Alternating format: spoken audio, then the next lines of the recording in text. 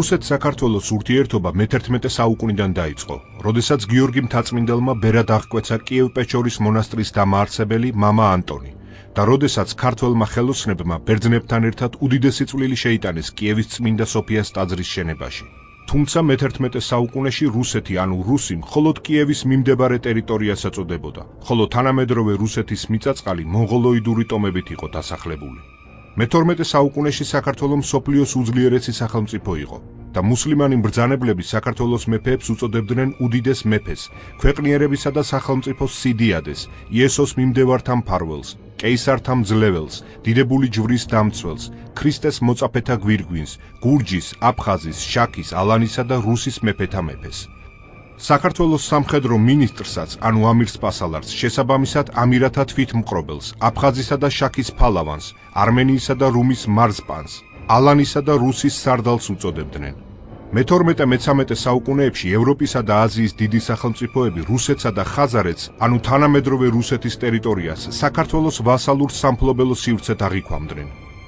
მე-14-15 საუკუნეებში დასუსტდა საქართველო, დაეცა ბიზანტია და აღზევება დაიწყო რუსეთმა.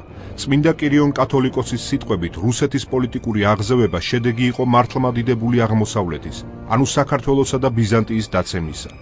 მე-13-17 საუკუნეებში რუსეთ-საქართველოს ურთიერთობა ერთობ ფრაგმენტული იყო.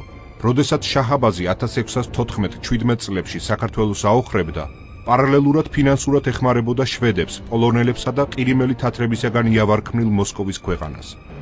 1609 წელს ტაშისკართან განადგურებულ ყირიმელ თათართა თანამოძმენი პერმანენტულად აწიოკებდნენ და ხარკს ართმევდნენ მოსკოველებს. 1692 წელს მოსკოვის ტახტზე ავიდა პეტრე I. ზოგიერთი მეცნიერის მოსაზრებით ქართველი უფლისწულის, ერეკლე ბაგრატიონის უკანონო შვილი, რომელმაც მოსკოვი რუსეთის იმპერიად გადააქცია. 1722 წელს პეტრე I-მა ირანის კასპიისპირა პროვინციების დაპყრობა განიზრახა. მან დახმარებას თხოვა ქართლის მეფეს ვახტანგ მე-6-ს, შეხვედრა განჯასთან დაუთქვა. ვახტანგი 40,000-იანი მხედრობით განჯასთან დაბანაკდა, მაგრამ რუსეთის იმპერატორი პეტრე I ვახტანგის ზურგს უკან გაურიგდა ოსმალეთს. აზერბაიჯანის ზღვისპირა ტერიტორიების სანაცვლოდ თურქეთს დაუთმო საქართველო და უკან გაბრუნდა. პეტრე I-ზე მინდობა ძვირად დაუჯდა საქართველოს. ლეკებმა, კახელებმა, მესხებმა და ოსმალებმა სანამ ვახტანგი განჯაში იდგა, თბილისი ააოხრეს. ქართლი ააწიოკეს და ვახტანგ მე-6 1200 რჩეულ ქართველთან ერთად რუსეთში გაიქცა. აღმოსავლეთ საქართველოში თითქმის 20 წლით გაუქმდა მეფობა. 1768-74 წლებში რუსეთ-თურქეთის მორიგი ომი მიმდინარეობდა. რუსებმა ერეკლეს ოსმალების წინააღმდეგ ომში დახმარებას თხოვეს, მაგრამ აწყურთან რუსულმა შენაერთმა გენერალ ტოტლებენის სარდლობით მიატოვა ერეკლე და როდესაც ქართველები ასპინძასთან მარტოდ უმკლავდებოდნენ ოსმალურ არმიას, ტოტლებენი და რუსები თბილისის აღებას და ქართლ-კახეთის დაპყრობას ცდილობდნენ.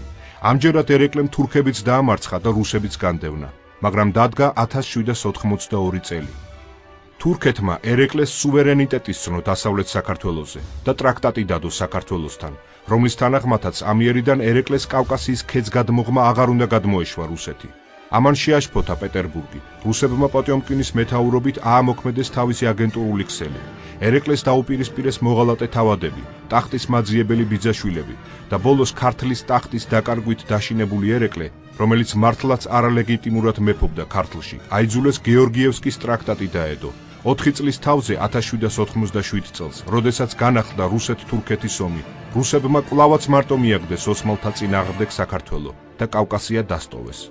1801 წელს რუსებმა ისარგებლეს ერეკლეს შთამომავალთა შიდა დაპირისპირებით და მუხანათურად მეფობა გააუქმეს ქართლ-კახეთში. დაიწყეს ქალებისა და ბავშვების გაუპატიურება, ტაძრების ნგრევა, ძარცვა და წაბილწვა, ქვეყნის აწიოკება, რასაც 1809 წელს მთიულებმა, 1810 წელს იმერლებმა, 1812-13 წლებში კახელებმა, 1819-20 წლებში იმერლებმა და გურულებმა, 1841 წელს ისევ გურულებმა, 1856 წელს მეგრელებმა აჯანყებით უპასუხეს. სამწუხაროდ ვერც ერთხელ ქართველებმა საერთო პირის გამონახვა ვერ მოახერხეს, რათა საერთო ძალისხმევით გაედევნათ რუსები. რუსებმა ქართული ეკლესიის ავტოკეფალია გააუქმეს. 1850-70-იან წლებში მილიონზე მეტი კავკასიელი გაასახლეს სამშობლოდან. რუსეთის აგენტებმა მოკლეს ილია ჭავჭავაძე და წმინდა კირიონ კათოლიკოსი, მაგრამ 1917 წელს დაეცა რუსეთის იმპერია. და 1918 წლის 26 მაისს საქართველო დამოუკიდებელ სახელმწიფოდ გამოცხადდა. 1918-20 წლებში ქართულმა არმიამ გენერალ მაზნიაშვილის სარდლობით ორჯერ დაამარცხა რუსები, ერთხელ სოჭის მხარეში, მეორედ აზერბაიჯანში.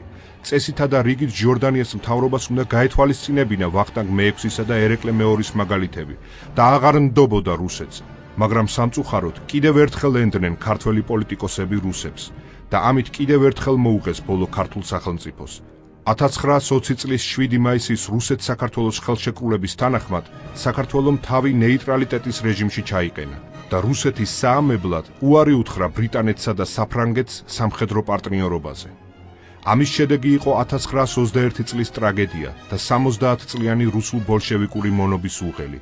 ამის შედეგი იყო ქართული ინტელიგენციის, არისტოკრატიისა და სამღვდელოების თითქმის პირწმიდად განადგურება და 400,000 ქართველი ჭაბუკის, ანუ თითქმის ყოველი მესამე ქართველი მამაკაცის დაღუპვა მეორე მსოფლიო ომში.